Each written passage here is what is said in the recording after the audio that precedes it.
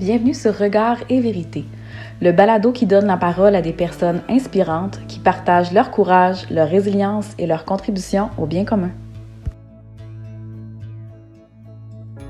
Bonjour tout le monde et bienvenue à ce nouvel épisode de notre balado. Alors aujourd'hui, nous avons la chance d'accueillir avec nous Marc-André Bonneau. Donc, allô Marc-André. Allô, Amélie. Ça me fait vraiment plaisir que tu sois avec nous aujourd'hui. Merci, et de même. Écoute, Marc-André, dans le cadre de tes fonctions, normalement, tu es souvent appelé à aller rencontrer les gens, même faire des présentations pour expliquer un peu ton travail, ton rôle, tout ça. Puis aujourd'hui, en fait, on te demande de faire tout l'inverse. On te demande plus de parler de toi, tout simplement, de te livrer un peu plus. Comment tu vois ça aujourd'hui? Comment tu le vis d'être un peu dans cette polarité-là? Ben, c'est vraiment différent parce qu'effectivement, comme tu mentionnes, l'essentiel de mon travail, c'est d'aller parler de mon travail, de parler de mon équipe, de présenter tout ça. Là, de se dire, il faut absolument faire l'inverse de ça, de parler de soi. Je pense qu'en tant qu'intervenant aussi, comme professionnel, notre travail, c'est souvent de mettre l'autre personne ou les organisations devant nous. Tu sais, c'est cette personne-là qui est le plus important. Fait que là, se mettre de l'avant, puis parler de soi, parler de ses expériences, c'est c'est très particulier de faire tout à fait l'inverse. Mais c'est très intéressant. OK. Puis quand tu dis particulier, c'est-tu comme t'arrives un peu plus nerveux que d'habitude ou un peu plus moins dans tes bottines un peu, là?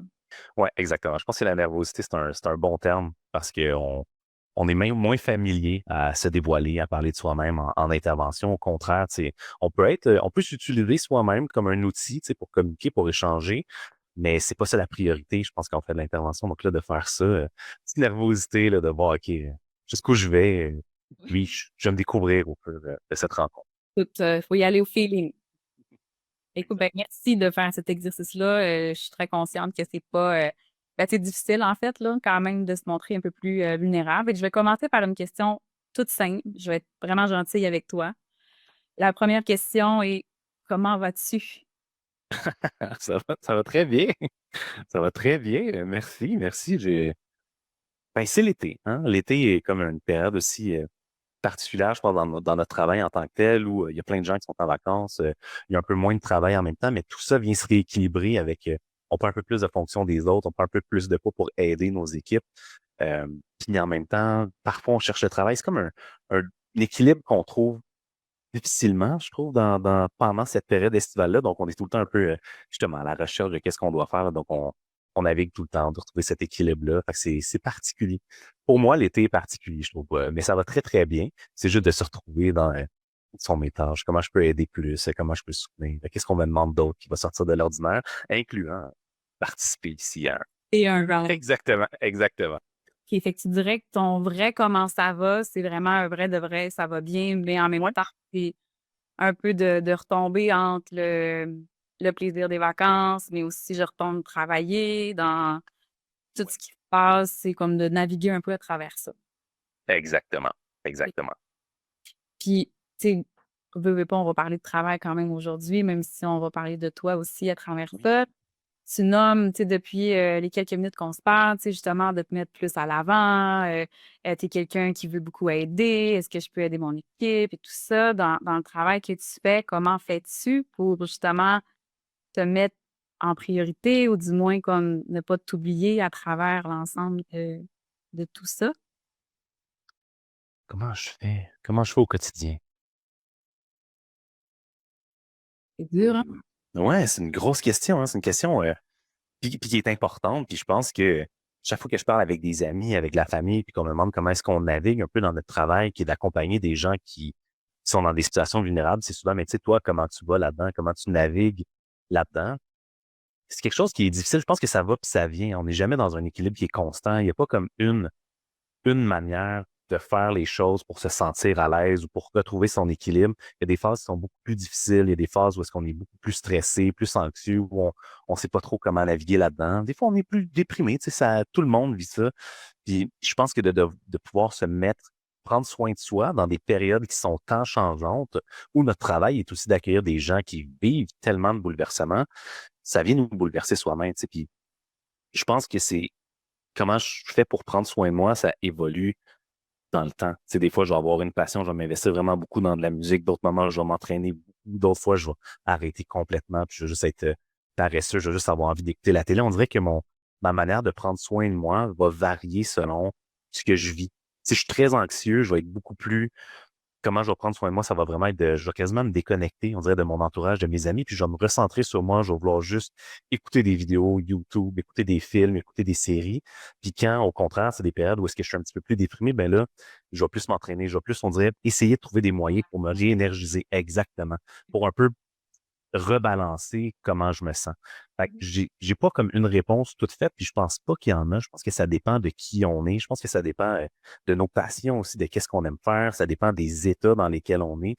Donc, actuellement, là, je suis quand même dans une bonne période. Fait que j'ai de la difficulté à vraiment mettre le doigt sur qu'est-ce qui me fait du bien. Des phases où est-ce que c'est un petit peu plus stressant ou anxiogène, je pense que là, c'est plus facile pour moi de dire, mais je fais ça le soir, ça me fait du bien. En ce moment, ben, j'essaie de profiter de l'été, ouais. Mais c'est vrai que c'est difficile de dire une affaire en même temps par rapport à ça. Mais tu sais, qu'est-ce qui me vient en tête quand tu me parles, c'est beaucoup, tu sembles avoir une bonne écoute de toi, dans le sens où, Ouais. dans ton discours, ce que tu me dis, c'est que tu y vas beaucoup en fonction de ce dont tu as besoin, puis aussi de reconnaître c'est quoi l'état dans lequel tu es, dans le fond. Tu sais, dans le Ouais. sens, quand tu me dis, euh, ben, quand je suis plus déprimée, tu sais, je réponds davantage à me réénergiser, d'essayer de sortir un peu de des états plus de figement, des choses comme ça versus Ouais. fait que je pense que ça, c'est quand même important aussi à faire. Ouais, j'essaie d'appliquer essentiellement qu'est-ce qu'on essaie d'appliquer avec les gens qu'on accompagne. Essentiellement, notre travail, c'est de lire ces gens-là, de comprendre comment ils se sentent, de suggérer des moyens de surmonter ces difficultés-là. Puis je me dis, souvent comme intervenant, comme on le mentionne, on regarde l'autre beaucoup. Puis depuis les dernières années, ben, j'essaie de me regarder moi-même aussi, de me décrire, de me décortiquer comme j'essaierais d'analyser la situation de quelqu'un que j'accompagne. J'essaie de me regarder dans le miroir, puis de me questionner sur c'est quoi mon état actuel, comment je peux aller mieux. C'est comment est-ce qu'on, je pense pas qu'on peut dire, OK, là, maintenant, je suis au top. Essayer, je pense, d'aller chercher ce top-là. Donc, oui, c'est ça. J'essaie de me regarder, de me recentrer un peu sur moi-même. Comme je le mentionne, c'est tellement variable dans la vie, tu sais, les états qu'on va traverser, comme on a vu de là-dedans. Puis dirais-tu que, tu es cordonnier mal chaussé ou finalement tu es un bon cordonnier? Mon Dieu, je pense des fois, je suis mal chaussé, là. On l'est quand Ouais, même. ouais, Ouais. oui, ouais, ouais, exactement. Exactement. Puis je pense que c'est justement parce que j'ai peut-être vécu des épisodes où là, j'étais mal chaussé longtemps, puis j'avais mal aux pieds, que là, j'apprends plus à avoir un regard sur moi-même, à avoir un regard sur qui je suis, ce que j'affronte, ce que j'accompagne, puis de trouver des meilleurs moyens, de prendre plus de temps pour me regarder moi-même que d'attendre de me sentir pas bien. C'est arrivé, je pense que tout professionnel qui travaille en relation d'aide va éventuellement faire face à des situations qui sont particulièrement difficiles lorsque l'on est fatigué, on est éprouvé, on est irrité, on est anxieux, on ne sait pas comment naviguer, on est moins patient, on est moins à l'écoute, on est moins disponible pour l'autre. C'est quand on atteint un peu cette grande fatigue-là qu'on le constate. C'est souvent trop tard, on le voit moins venir. Mais j'essaie de le prévenir pour être mieux chaussé, ou du moins attendre que, c'est ça. Idéalement que mes C'est chaussures bien restent raisonnable. belles, les champs à exactement, exactement. Mais tu Mais bien je ne sais pas si je peux me permettre, mais est-ce que je peux te relancer, toi aussi, cette ben, si tu question-là veux, sur, ben oui. ouais, comment Ben, toi en tu te fait, chausses, comment tu te chausses-tu, Amélie? comment là, en fait, je vais répondre, mais je vois la tactique, là. C'est plus Oh. confortable de retourner dans ton rôle quand même, hein? Ah, je suis très intéressé, je suis très curieux, j'apprends des autres. Ben, en fait, je te dirais que je suis quand même cordonnier mal chaussé par moment aussi. Puis un peu comme toi, depuis quand même quelques années, là, je porte davantage attention à comment je me sens, puis j'essaie d'être plus à l'écoute de moi. Puis moi, je me suis rendu compte avec les années que c'est beaucoup par le corps, en fait, que j'ai mes indicateurs, dans le sens où tu sais, il y en a qui vont, ça va être plus dans leur tête, qu'ils vont avoir comme plein de pensées envahissantes ou que, tu sais, qu'ils vont avoir la misère à réfléchir. Moi, c'est plus, justement, je vais être tendue ou, par exemple, je vais avoir de la difficulté à dormir. Fait que je vois que j'ai des indicateurs plus physiques. Puis maintenant, mais j'y porte une attention au lieu de me dire, ah, ben, c'est juste parce que je me suis couchée plus tard ou, ah, c'est juste pour. Puis j'essaie de m'arrêter à ce moment-là, un peu comme toi pour, arrêter d'avoir mal aux pieds finalement parce que on a les capacités d'être, comment je dirais ça? Peut-être de bons cordonniers, mais en même temps, c'est le fun de pouvoir se l'appliquer à soi aussi. Je pense que c'est un beau cadeau qu'on peut se Ouais. faire à ce moment-là. Fait que je te dis Ben, ça. c'est vraiment intéressant. Tu t'orientes sur les indicateurs physiques Ouais. et tu as mal aux pieds. Puis avoir mal aux pieds, c'est un indicateur physique assez. Assez important, c'est désagréable. Exact. Mais c'est intéressant que tu le mentionnes comme ça parce que je le vis exactement à l'inverse. En fait, moi, c'est beaucoup. J'aurais pas tant de réactions physiques. Mal dormir, oui, ça c'est assez présent chez moi, mais c'est beaucoup, comme tu mentionnes, des pensées envahissantes, beaucoup de stress, beaucoup. Je vais ruminer qu'est-ce que je devrais être en train de faire, qu'est-ce que je devrais avoir terminé. Je me mets beaucoup cette pression-là qui me rend, qui m'épuise, qui m'empêche de dormir. Fait que, tu sais, je pense que cette pensée-là envahissante va avoir une réaction physique chez moi éventuellement. Fait qu'on on le vit un peu, bon, mais pas juste un petit peu, mais on le vit vraiment différemment. Puis c'est quand même d'être sensible par rapport à ça. Puis étrangement, je devrais le savoir quand j'ai des pensées qui sont récurrentes et envahissantes, mais ça me prend quand même un bon moment avant de réaliser qu'elles sont là, même si elles le sont déjà. On dirait que j'ai comme un délai avant de bien le saisir pour me dire, ouais, là, c'est le temps que je prenne soin de moi, c'est le temps que je fasse telle activité que je trouve des moyens pour ventiler un peu, me faire Ouais, je sortir trouve cette ça pression-là. bien que tu le mentionnes parce que, tu sais, c'est le genre de choses que les gens vont nous dire aussi quand on les rencontre. Tu sais, on les explique, tu sais, souvent le lien entre la tête, le cœur, le corps, que tout est interrelié, tout ça. Mais c'est vrai que c'est difficile des fois de s'arrêter, juste arrêter pour prendre un peu sa météo interne puis voir comme qu'est-ce qui se passe. Fait que je pense que c'est bien qu'on le dise, puis aussi de dire ben, que tout le monde vit ça. Dans le sens où Exact. qu'est-ce qu'on fait comme métier, peu importe qu'on ait des outils, peut-être des fois davantage par le métier qu'on fait, ben on vit ça, nous autres aussi. Puis je Mm. trouve que ça rend ça juste humain, en fait Ouais. de vivre des difficultés, même si, des fois, c'est des grosses difficultés, des plus petites, ça reste que il y a des symptômes associés à tout ça, puis il faut en prendre soin quand même. Bien d'accord. Par rapport à, tu sais, on est un peu dans le thème, tu sais, tu me dis que tu es quand même souvent confronté à de la souffrance, à des gens qui sont dans des situations qui sont vraiment pas, évidentes, même des situations qui peuvent parfois nous heurter aussi en tant qu'humain, qui intervient. Tu toi, comment tu deals avec ça, mettons, au quotidien ou y a-tu des choses qui viennent te chercher plus que d'autres ou que tu trouves comme plus difficiles? Oui, c'est sûr que là, mes fonctions avec le temps ont évolué un petit peu. Tu sais, j'ai été intervenant pendant presque 10 ans. Là, je suis rendu coordonnateur d'une équipe, tu sais, qui est spécialisée depuis 2 ans, une équipe qui se spécialise dans l'intervention, tu sais, auprès des victimes d'exploitation sexuelle, pour ne pas le nommer. Euh, Puis on dit, j'ai l'impression que je le vivais plus, c'est souvent de l'impuissance, je pense, qui va ressortir des situations auxquelles on fait face, des gens qui souffrent, des gens qu'on veut outiller, qu'on veut accompagner vers une croissance, tu sais, hors de cet épisode de difficulté-là. Puis ben, faut respecter le temps, le rythme des personnes qu'on accompagne. Puis ça, des fois, ça peut générer quand même de l'impuissance en se disant, mais crème, il me semble qu'on devrait avoir un cheminement plus rapide, mais tu sais, ça ne nous appartient pas, ce cheminement-là. Puis ça amène de l'impuissance.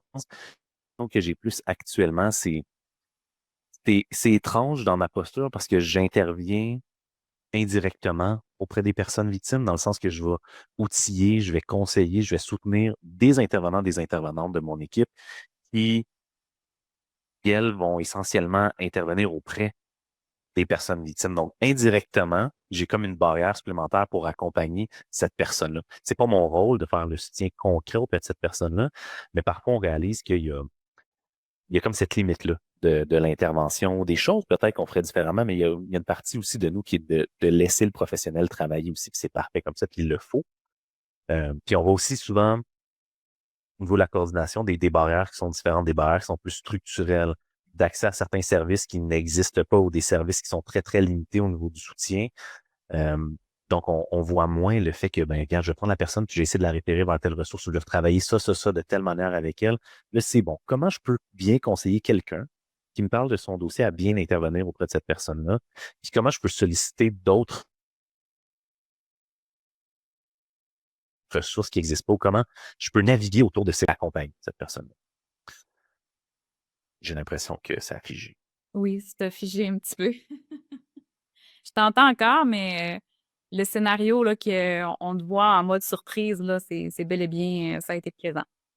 Mais c'est pas grave, ça fait partie de la vie, je pense. De mon côté, ouais. De mon côté, ça a coupé énormément. J'ai manqué un bon moment, malheureusement. Ben écoute, on va je vais te reformuler qu'est-ce que j'ai compris. Euh, de ce que je comprends, c'est ce que tu trouves dur dans côtoyer un peu cette souffrance-là, que tu côtoies moins aujourd'hui, Ouais. de façon directe. C'est beaucoup comme les limites structurelles un petit peu, euh, comment je peux faire pour référer. Des fois, je veux faire plus, mais je dois laisser les gens comme faire le travail et tout ça. Mais de ce que je comprenais aussi, c'est quand tu étais sur le terrain, mais c'est beaucoup d'impuissance quand même Oui, par rapport à ces situations-là qui sont quand même heurtantes, là. Moi, je vais dire ça mhm, pour ma part, là, c'est ouais. tu sens quand même d'être confronté à ces détails-là des fois ou d'être conscient de ces réalités-là aussi que personnes sont peut-être moins conscients que ça existe. Mhm. Oui, puis dans une grande partie aussi de notre travail, tu sais, c'est pas nous qui fait le cheminement. On accompagne la personne à cheminer par elle-même. Puis ça aussi, ça peut être ralenti par différentes choses que cette personne-là va vivre. Elle peut vivre des nouvelles difficultés financières, des difficultés sociales, vivre un autre épisode de victimisation. Mais des fois, il y a d'autres intervenants qui accompagnent cette personne victime-là, qui voient pas nécessairement la problématique de la même manière que nous. Puis des fois, il y a des manières de collaborer puis de se compléter très, très bien. Mais parfois, tu sais, il peut y avoir des difficultés, des ralentissements, des changements au niveau judiciaire, par exemple, au niveau des processus de plainte. Tout ça, il faut apprendre à naviguer avec ça. Puis ça peut être parfois difficile parce qu'on n'a pas beaucoup de, comment dire, on n'a pas de recours, on n'a pas de pouvoir, ce qui est même exactement, on n'a pas de contrôle, ça revient dans cette impuissance-là. Malgré tout, il faut apprendre à naviguer à travers ça, justement en resserrant nos liens avec ces différents partenaires-là, en comprenant qu'est-ce qui s'est passé pour qu'on puisse mieux l'accompagner, la personne essentiellement. C'est juste que c'est pas aussi simple qu'on le voudrait. C'est pas aussi direct, c'est pas aussi directif, c'est pas juste une ligne qu'on a tracée puis c'est fait. Fait que parfois, ça, c'est un petit peu plus difficile parce que ça vient complexifier ou ça peut venir réactiver certaines difficultés que la personne elle a devant nous. Déjà que c'est difficile de s'impliquer des fois dans certaines procédures judiciaires, mais C'est qu'on veut faire plus, puis des fois, mais on peut pas, tout simplement. ouais, exactement. Puis, Exactement. y a-t-il des situations qui, parce que je pense que toutes les gens qu'on rencontre, les situations qui vivent vont nous toucher nécessairement, mais est-ce qu'il y a des situations euh, qui t'ont particulièrement plus touché ou du moins affecté que d'autres? Ou y a-t-il des choses pour toi qui sont comme plus difficiles à composer avec ça? Ouais.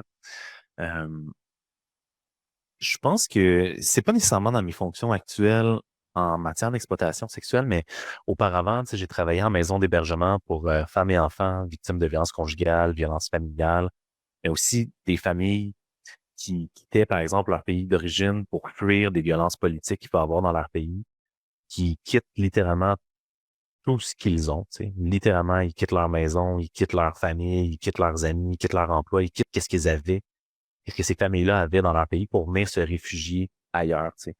Puis j'ai toujours trouvé ça difficile de faire face à cette réalité-là parce que j'essaie de me dire comment moi je vivrais le fait de me déraciner complètement pour me protéger dans un autre pays que je connais parfois pas la langue, que je connais pas la structure, que je connais pas les lois, que je sais pas par où commencer. J'ai toujours trouvé ça difficile ou crève-cœur de voir l'arrivée de ces personnages. Je me considérais vraiment privilégié de pouvoir les accompagner, les amener à restructurer, puis à se restabiliser, se réenraciner quelque part, tu sais, puis de faire cet nouvel endroit-là leur maison. Mais j'ai toujours trouvé ça difficile de me dire si moi ça m'arrivait avec ma famille, comment j'affronterais ça? Est-ce que je serais capable de faire preuve d'autant de résilience que ces personnes-là, tu sais, qui arrivent ici, qui se reconnaissent, qui jugent être tellement chanceuses d'avoir un endroit où être accueillis pour être aidés. Mais au final, tu sais, c'est de la malchance. Tu sais. C'est des gens qui ont vécu des choses terribles, qui viennent ici, mais qui font preuve d'une résilience qui est absolument absolue. Ça, j'ai trouvé ça toujours, toujours plus difficile. Puis en même temps, je pense que c'est les personnes que j'ai accompagnées qui ont toujours gardé le sourire, qui ont toujours été les plus quand à faire face à l'adversité en se disant, bon, au moins ici, je vais me sentir bien, je vais être en sécurité, j'aurais pu à penser au reste. Moi, Je comprends, je penserais à ce que j'ai laissé derrière moi, d'essayer de restructurer quelque chose autour de moi. Ça, c'était ben, plus difficile, ouais. c'est beaucoup, en tout cas, dans ce que tu dis, comment je dirais ça, c'est d'être confronté à ça. Des fois, ça remet en question aussi le sens. Tu sais, des fois, l'humain a besoin souvent de donner du sens à qu'est-ce qu'il fait, à qu'est-ce qui arrive pour comme Ouais. être apaisé dans qu'est-ce qu'il vit. Puis des fois, ben les gens qu'on accompagne vont en trouver du sens. Puis pour nous, ben ça déclenche des questionnements ou des choses qu'on n'aurait pas pensé ou qu'on on est amené à se projeter puis qui peut faire peut-être moins de sens ou qui peut Mhm. ça vient nous confronter des fois. En tout cas, je parle pour moi dans peut-être ce qu'on croyait ou nos croyances puis Ouais. nos limites aussi. Ça m'a, personnellement, ça m'a vraiment fait réaliser à quel point j'étais privilégié.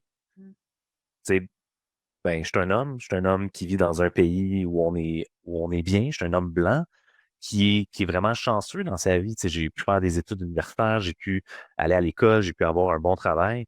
Puis ça me faisait réaliser à quel point je me sentais chanceux dans ma vie de pouvoir faire face à ça.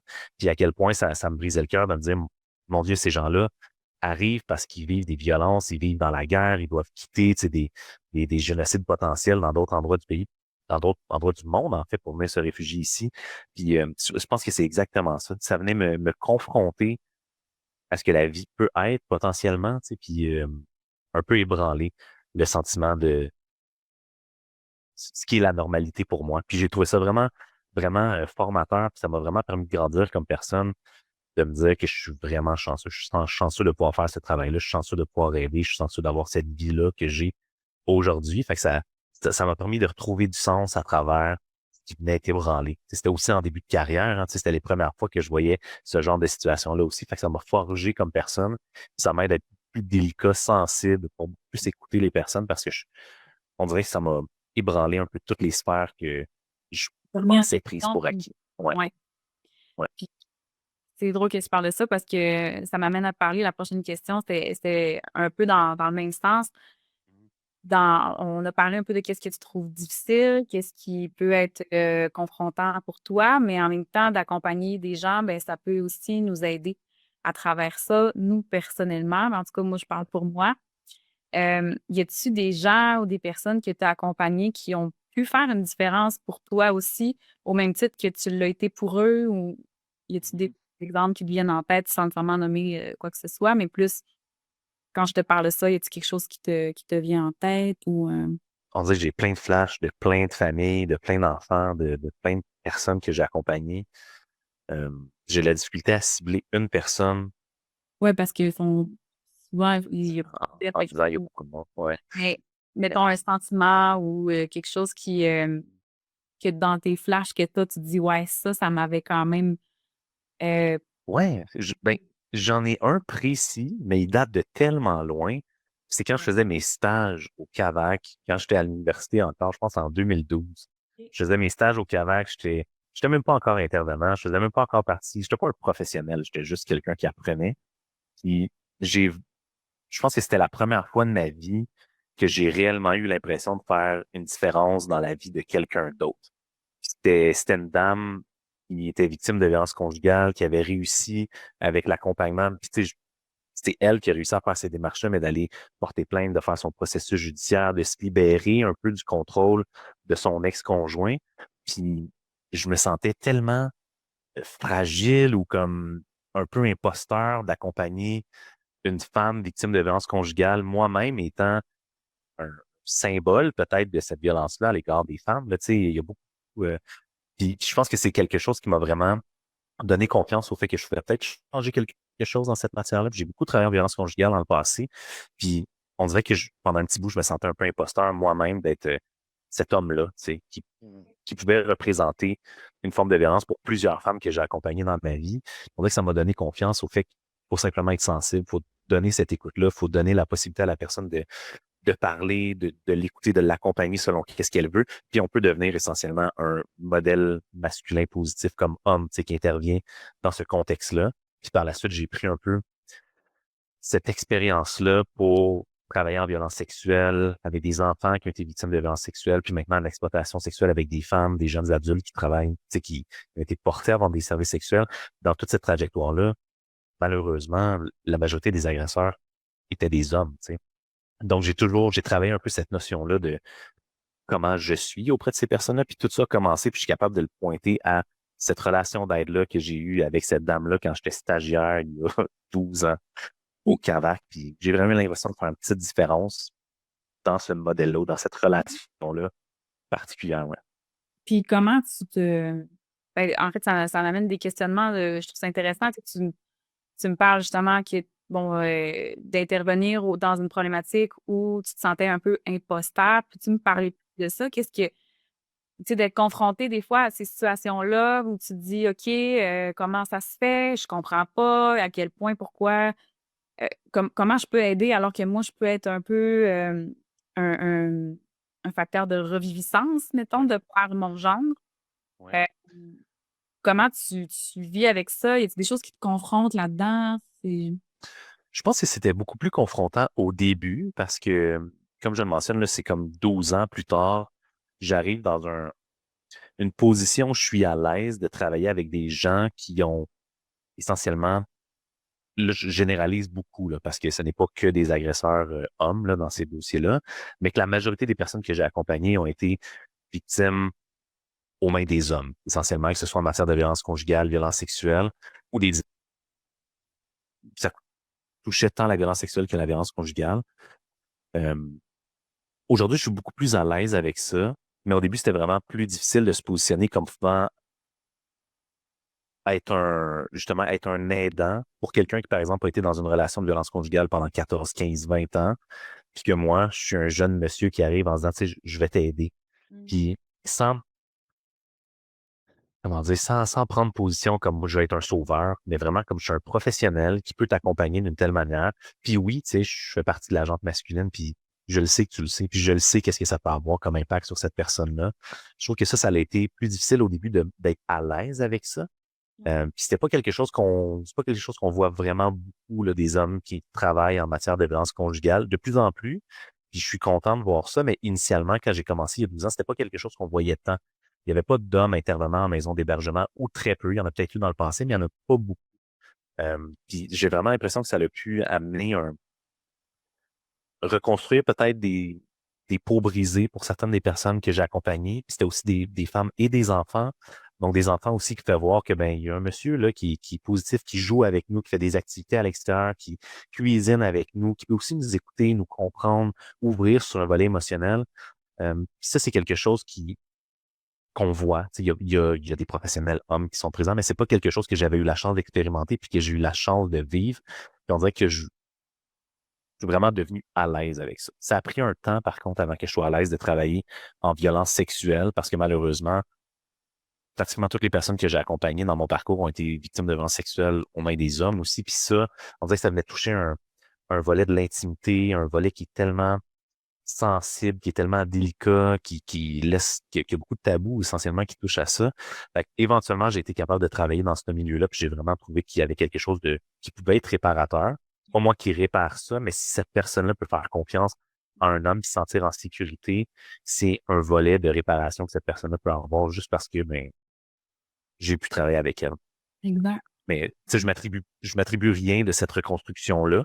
C'est juste par mon Ben, identité, essentiellement. tu as raison dans ce que tu dis, dans le sens où ça peut être super réparateur. Puis, de, c'est comme, est-ce que ça te mettait comme une genre de pression d'être encore plus dans, tu sais, quand tu disais, je sais que ça peut être réparateur, je sais que je peux montrer un modèle positif de sensibilité, de bienveillance, tu sais, dans cette posture-là, est-ce que tu as eu l'impression que tu devais porter ça encore plus? Peut-être que moi, par exemple, qui m'identifie au sexe féminin, qui est de genre féminin, qu'est-ce que ça t'amène, toi, de ton côté?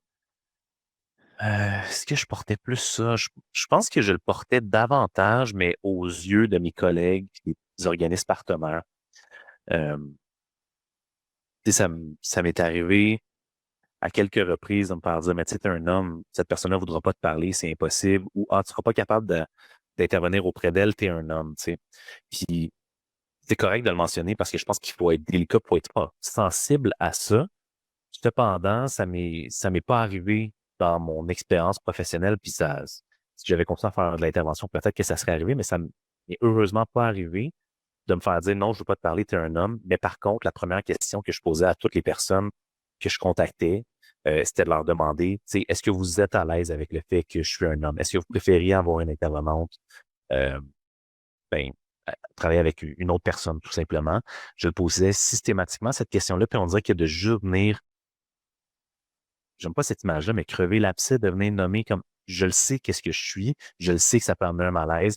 Est-ce que tu es à l'aise avec ça? Puis souvent, c'était une des premières fois qu'on leur posait la question, justement, tu sais, est-ce qu'on peut t'offrir quelque chose de différent si tu n'es pas à l'aise avec moi? De te donner cette ouverture-là, ce contrôle-là, ce choix-là qui était proposé. Si la personne me disait oui, je lui disais quand même, tu sais, on va faire quelques rencontres, on va discuter. Si jamais il y a des sujets, tu sais, qu'on veut pas aborder ensemble à cause de ce que je projette ou à cause de la personne que je suis ou ça clique pas tout simplement, on se le dit. Puis c'est pas plus grave que ça. On va référer vers une autre personne. Je veux juste que vous soyez à l'aise dans l'accompagnement. Fait que je pense que j'ai pris confiance en Il devait l'accueillant. bien de faire face à tout ça, mais en même temps, c'est Oui, sûr en tant que, tu sais, derrière l'intervenant qui sait qu'il y a des moyens, qui peut faire face à tout ça, ben ça se peut que ça ébranle aussi, tu sais, que ça exact, ébranle, que ça me mette dans des situations où est-ce que c'est pas évident ou qu'on peut se remettre en question aussi, là, que c'est une réalité exact. intéressante à aborder aussi. Ça n'a jamais été apporté, excuse-moi, Mini, mon soutien n'a jamais été apporté en disant c'est moi ton intervenant. Point. Ça a Mhm. toujours été est-ce que tu es à l'aise que je sois ton intervenant? Sinon, je peux référer vers une de mes collègues qui travaille avec moi.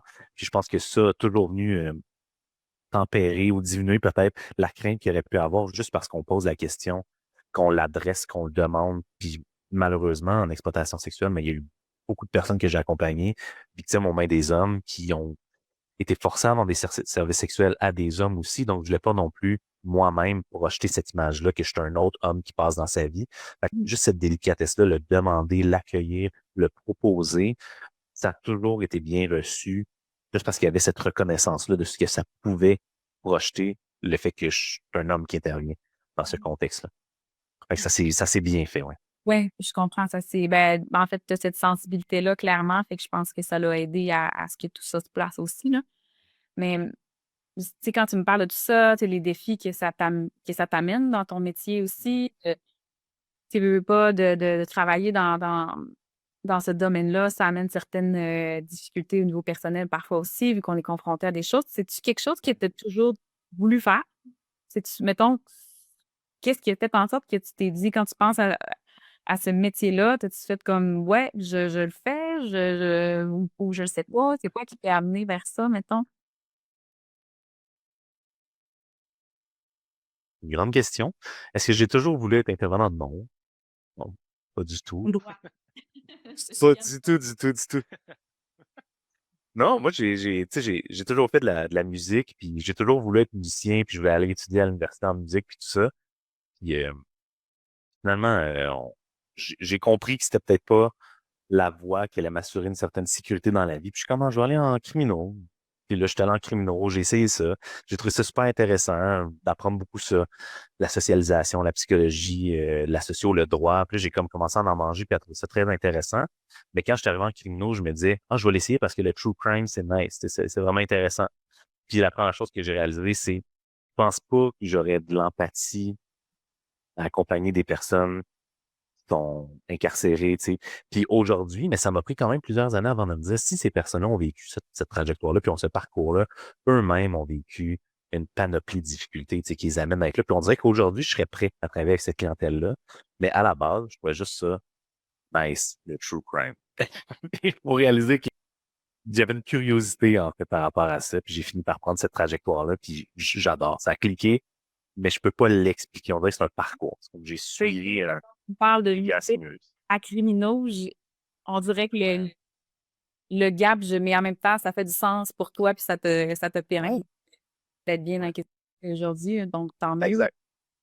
Et tu t'as pas de réponse sur le déclic entre le Non, je pense qu'il fallait que je choisisse une inscription à l'université. Puis j'ai dit, OK, ouais, ça sera pas musique, ça va être criminaux, let's go. parfait. C'est ça. Puis je pense que C'est c'est quelque chose correct de. pas non plus, puis c'est pas obligé Non. toujours d'être, comme, depuis que je suis petit ou quoi que ce soit, mais l'important, c'est ça transparaît dans le moment, dans qu'est-ce que tu dis, dans ton travail, que tu aimes ça, en fait, puis Ouais. que, ça te permet en tout cas, de ce que je ressens, c'est que ce métier-là te connecte à une partie de toi aussi, peut-être qui Ouais. est plus le côté émotionnel, il se ramène à ce moment-là. Puis, Oui. tu parles de la musique, ben c'est un peu ça aussi, tu sais, c'est de Ouais. sentir, c'est d'être connecté, c'est pour pouvoir jouer, pour pouvoir comme le, le manifester aussi. Fait que s'il y a quand même de ça un peu dans les deux, dans le fait d'être connecté à soi pour pouvoir mieux livrer, ou du moins tout l'aspect créatif aussi. Mm. Tout à fait. Je pensais pas qu'il y avait autant de psycho puis de travail sur soi en criminaux. Tu sais, vraiment, là, moi, je suis arrivé là-dedans en me disant, ah, ça va être intéressant. Puis finalement, j'ai vraiment adoré, puis j'en mange. Mais effectivement, je pense pas que si j'avais été étudiant en musée, j'aurais été autant connecté sur ma réalité émotionnelle. J'aurais sûrement pas été capable, comme on parlait au début de l'entretien, de me lire moi-même puis de comprendre comment m'adapter quand je suis plus stressé, plus déprimé, comment est-ce que je jauge un peu tout ça. Je pense que je l'aurais pas, ce volet-là. Je pense que je l'ai appris pas parce que j'étais allé à l'école. Tu sais, l'école apprend plein de choses techniques, mais c'est vraiment par l'expérientiel, par l'accompagnement des gens, par voir qu'on peut faire des différences, comme mon premier suivi en stage m'a amené à réaliser qu'on pouvait changer des choses, qu'on peut accompagner des gens, de voir comment les gens vivent leur résilience à travers tout ça. Ça m'a vraiment amené à me sentir chance. C'est ça. Puis à reconnaître la situation dans laquelle je suis aujourd'hui. On dirait que ça m'a vraiment aidé à me connecter avec tout ça que j'aurais pas eu lieu. Fait qu'on dirait que c'est un joyeux hasard que finalement, j'étais arrivé là-dedans, puis c'est le fun. Puis, Oui, puis c'est bon. puis, tu sais, je pense que je trouve ça beau que tu le lances. C'est un beau privilège, en fait, de pouvoir accompagner ces gens-là parce que ça, souvent, tu sais, puis je l'ai redit dans d'autres épisodes, c'est comme si souvent les gens, ils viennent se livrer à nous puis ils connaissent rien de nous puis c'est comme si euh, c'est que nous qui fait une différence, mais à l'inverse, tu sais, c'est eux qui le font, première des choses. Exact. Puis deuxièmement, ben, ils font une différence pour nous aussi à travers Ouais. le parcours, à travers nos accompagnements. Fait que je trouve ça bien que tu Ouais. le soulignes aussi. J'ai une dernière question pour toi, Marc-André. Avec plaisir. Prêt? Ben oui. Question difficile, là. Comment ça va? Non, mais plus dur un peu. En fait, si on avait à reculer dans le temps, à l'âge que tu veux, qu'est-ce que tu aimerais, si tu avais la chance, en fait, de rencontrer le petit Marc-André, peu importe son âge, tu aimerais lui dire quoi? Oh my God. Mais non, mais c'est la question la plus dure de tout cet entretien-là. C'est terrible, cette question-là. Je la gardais pour la fin, pour pas que tu aies peur, là. Mon Dieu. Qu'est-ce que je me dis? Je pense que j'ai toujours été trop anxieux comme personne. Fait que je me dirais, sois pas anxieux, une meilleure façon de pas être stressé. Tu sais. Ah, sois pas stressé. Ça sert à rien d'être stressé. D'après moi, ça. Ça aurait marché, hein, ça aurait changé toute ma vie. Non, mais je sais pas, je pense que je pourrais pas juste dire une chose. Je pense que j'aurais une bonne rencontre avec cet enfant-là. Je sais pas qu'est-ce qu'il est. Ça ressemblerait à quoi, mettons? C'est-tu genre des conseils ou c'est plus comme qu'est-ce qui te vient en tête spontanément? Là, des images, juste sans que ça soit en façon complet que tu as dans Ouais. que tu marques, là, mais Je pense que ouais, j'adresserais vraiment cette anxiété-là, cette pression-là que je me suis toujours mis à moi-même d'être performant, puis de bien faire les choses. Je pense que c'est- je me suis toujours mis tellement de pression pour bien faire les choses systématiquement, peu importe c'est quoi la tâche, toute ma vie, pour réaliser que c'est bien là, de bien faire les choses, mais à un point que, pas que ça me rendait malade, mais que je me mettais beaucoup de pression, je me rendais vraiment anxieux, je me mettais beaucoup de stress pour faire toutes mes lectures, faire tous mes devoirs, performer dans mes examens. Puis au final, c'est pas ça qui me rend plus heureux aujourd'hui, c'est pas ça qui me rend comme avec une meilleure vie. Je pense que j'aurais la même trajectoire quand même, mais juste plus easy going, plus relax. Fait que je sais pas ce serait quoi la nature. C'est vraiment une manière, tu sais, c'est de travailler beaucoup de choses chez une personne pour réduire les facteurs de stress et de l'anxiété, mais on dirait que ce serait juste de prendre les choses relax. Tu sais, j'ai un super bon sens de l'humour dans la vie. J'aime ça rire, j'aime ça rigoler. C'est ça qui m'aide à dédramatiser. Je pense que je m'encouragerais juste moi-même à plus rire, plus prendre les choses à la légère, plus m'amuser. Je pense que c'est ça qui me rend sain dans ma tête. C'est de rire autant des choses, de faire face à l'adversité, de faire face à la souffrance des gens pour être capable de dédramatiser ces situations-là, de mettre les bonnes choses en place pour travailler de manière ultra professionnelle. Il faut bien accompagner cette personne-là. Mais il faut trouver un moyen aussi à d'autres moments avec ses amis, avec sa famille, avec ses proches pour diminuer la pression. Puis moi, c'est vraiment l'humour que j'utilise systématiquement, peu importe c'est quand, je vais toujours essayer de rire, avoir du plaisir, décrocher, voir des choses étranges. Mais je pense que je m'encouragerais à continuer dans cette voie-là de l'humour, d'avoir du plaisir. C'est comme un genre de hey, relax. Oui, ouais. Hey, relax. Fais des erreurs, c'est pas grave, tu vas apprendre de ça, puis comme Ouais. juste profiter des petits bonheurs, puis continuer à rire. Je pense que tu as mis le doigt sur la bonne chose. Je pense que j'ai toujours eu peur de l'erreur. Puis au final, il n'y a rien de plus constructif puis qui m'a autant aidé à avancer dans la vie que d'en faire des erreurs. C'est pas de pas en faire qui m'a aidé. Ouais. Je pense que c'est vraiment de les faire, puis de les assumer, puis de les accepter, puis de les intégrer à soi qui m'a amené à être la personne que je suis aujourd'hui, essentiellement. Fait que de lâcher prise sur les erreurs, d'en faire, de m'encourager en faire. Oui. Ben, c'est un beau message. Je trouve que c'est un message qui peut être très parlant pour beaucoup de personnes. Fait que, mais merci beaucoup, Marc-André, de t'être livré. Je sais que c'est une position qui peut être vraiment inconfortable, mais je pense que ton message dans qu'est-ce que ça te fait vivre, tout ça, mais aussi le message d'un homme qui vient parler aussi de sensibilité, d'émotion, de travail sur soi. Je pense que c'est vraiment parlant et positif. Je te remercie vraiment, vraiment beaucoup d'avoir accepté de le partager avec nous. C'était un plaisir, vraiment. Bien, merci beaucoup. Alors, merci tout le monde d'avoir assisté à cet épisode et revenez-nous pour une prochaine. Ça va nous faire plaisir. Merci beaucoup. Merci. En espérant que ce témoignage ait pu vous inspirer, l'écoute de ce balado peut susciter diverses réactions. Sachez que des ressources sont disponibles pour vous, telles que le CAVAC, la ligne Info des PCP, ainsi que la ligne SOS Violence conjugale.